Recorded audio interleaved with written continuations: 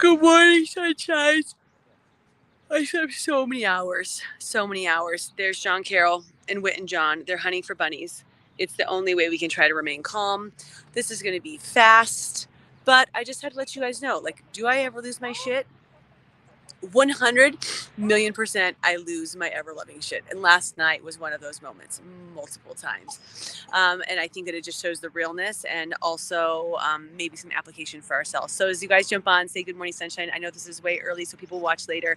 If it's a rewatch, we just write rewatch and then give your 3 little butterflies. Butterfly, butterfly, butterfly. If you were wanting like notifications when I go live, you weren't just looking for 8, you just 8 a.m. You look for the little notification button and I think next to my name, or just go to YouTube and subscribe there. It's RightFit, RIGHTFITT, because I do these lives there so that they're organized. Anyways, do I lose my shit? Hot damn.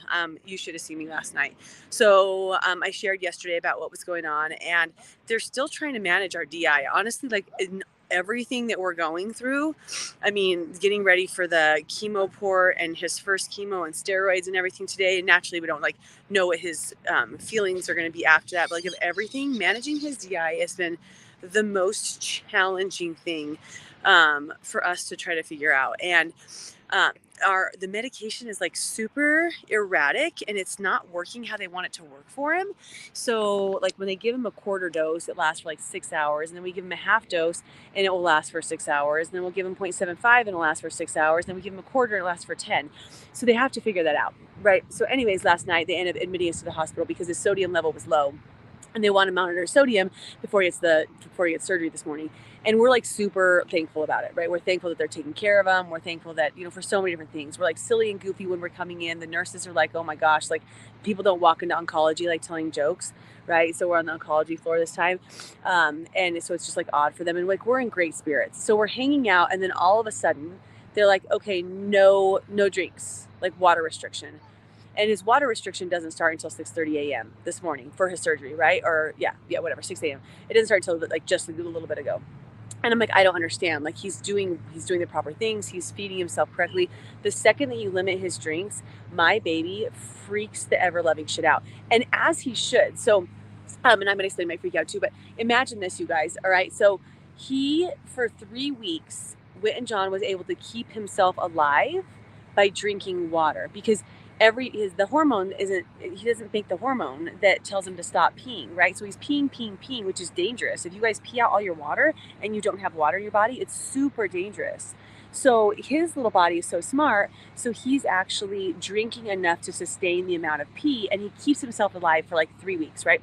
And every single time, the doctor explained this to me, every single time he like takes that sip of water, if you think about going out for a 10-mile run in the sun and the heat, and it's 90 degrees, and like you don't have anything to drink, and at the end of it you're like, oh, I just need a drink of water, right? And you take that first sip like that, just like, oh, that water in, it's like life-saving, right? Like it just completely changes how you feel.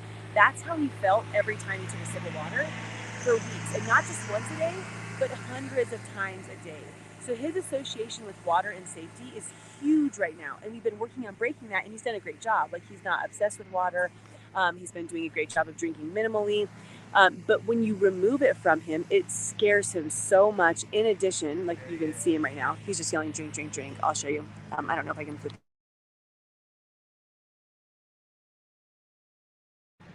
I muted my mic. So anyways, he's just in his stroller. We're trying to distract him from his drinks. So he gets super freaking scared, right? And not only that, we haven't like prepared him for this, and we're trying to go to bed and all the different things, but they're like, okay, no drinks. So now he won't go to sleep. So we're here. He didn't take a nap yesterday. We were expecting to put him in bed by like 8 o'clock, but then everything's like a waiting game. Like you do the sodium, you wait. You order the medication, you have to wait for 45 minutes, and they admit it, whatever. They give him his medicine, and then you're waiting. Like it's like nothing is done in a timely manner, where this is a timely drug, right? So this is where I lose my shit. After about, I don't know, an hour and a half, 2 hours of him screaming, water, water, water, drink, drink, drink.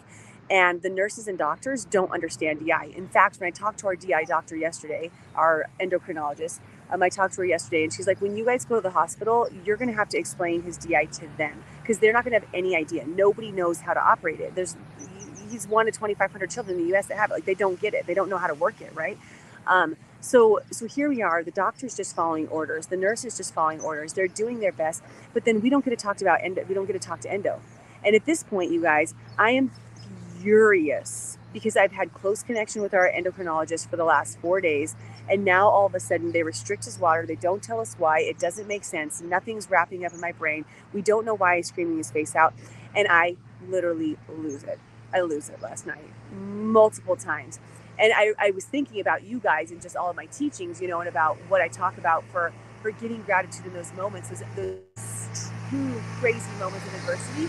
And sometimes, I want to tell you guys, sometimes it's so much that you just don't even know, how. It's hard to pull yourself back. So I'm like sitting there, and I'm like, John, I just, first I vent to him. I'm like, this doesn't make sense. They're not giving us any answers. He needs water. That's how he keeps himself safe. They haven't given him his medication, and he's needed it for 5 hours. They're not giving him water. So it's like they were doing the water deprivation test again. And that was my least favorite part of that.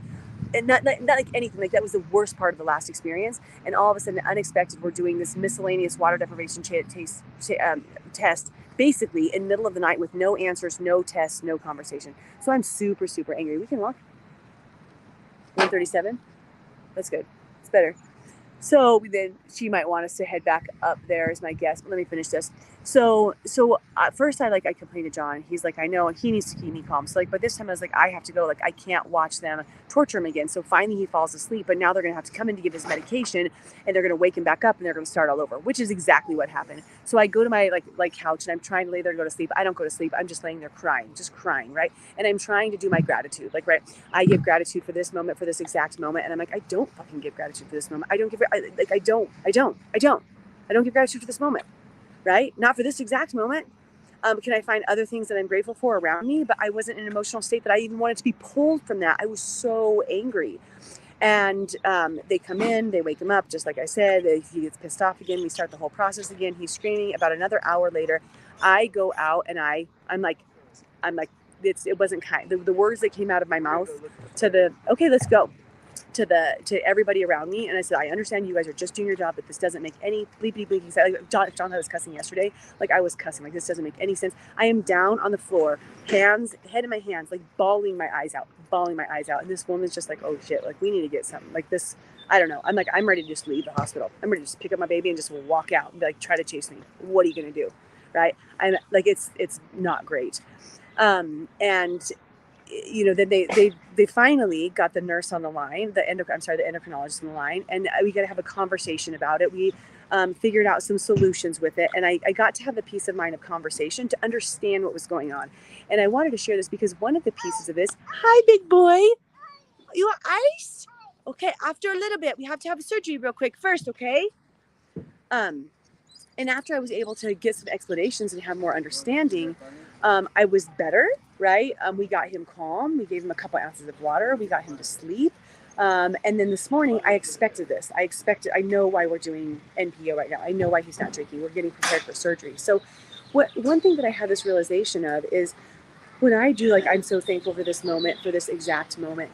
It is when I'm doing my best, and I'm just doing my best in life, right? Like I'm not harming myself. We're not in harm's way. And there are moments in your world where you're not thankful for that exact moment. And I think often those are going to be times where you need to make a change in what you're doing, right? And you need to make an adjustment in what's going on. Like I was imagining some like pretty raunchy cases. Like, I mean, somebody's being beaten. They're not like, oh, I'm so thankful for this moment, for this exact moment. They're not thinking that, right? This is something where they need to make a change. They need to advocate for help. And last night I was so upset because I wasn't advocating as I should be. So I was like, what is God trying to teach me right now as I'm going back to sleep? Like, what message does he have for me right now to have this like occur, right? Because there's a message and I know it. And for me, what I could come up with was self-advocacy. I was not thankful and I was not grateful because I wasn't speaking my voice. I wasn't saying who I needed to talk to. I should have done that right in the beginning. If I would have had the words with the endocrinologist and forced that conversation, I think I would have been so much more at ease and comforted by like what's going on, why are we doing this? And we might have to do it today. I don't know, his sodium levels are still whack. So they might have to continue to dehydrate him throughout the day, but at least I will have communication. So 2 things this morning. Good morning, sunshines, and I love you. Do I lose my shit and am I human? Absolutely. You probably can't even tell how puffy my whole face is from bawling all night, crying, cussing, and being just a little bit lived. It was just an interesting sight. And the next piece is in your world, there are some times where you're like, how I can't do that. I'm thankful for this moment. But in that moment, of course, I still took myself to, I'm thankful that we are alive.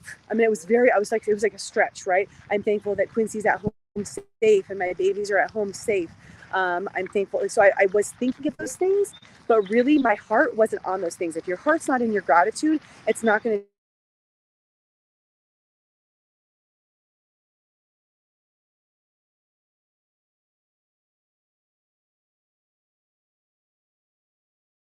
yeah, you have to actually feel the I'm thankful, you know? So when you're going something where you're like in such a space of extreme frustration and aggravation, what can you change? What do you need to do to adjust the situation so you can find yourself back to a space of gratitude? And last night for me, it was advocacy. It was advocating for that conversation with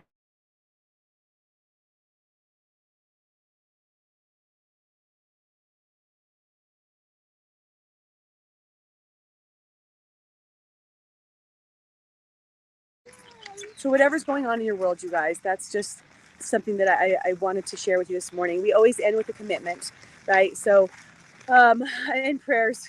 Please, so many.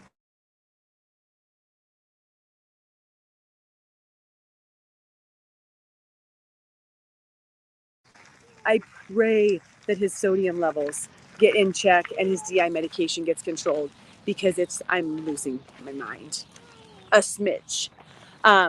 If you're committed at the end of this video, then just say I commit.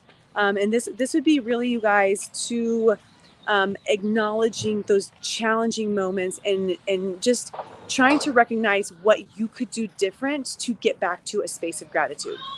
Okay, you guys, we hopefully have surgery in an hour and a half. If the sodium's in check enough, it was just a little bit higher, but not as high as we like it. So, all the babies. So just keep us in your prayers for both of those different things, all of those different things, and you are in our prayers as well. We love you guys. Light and love from my children's to yours, my current suite to your home suite. Guys, talk to you later. Bye.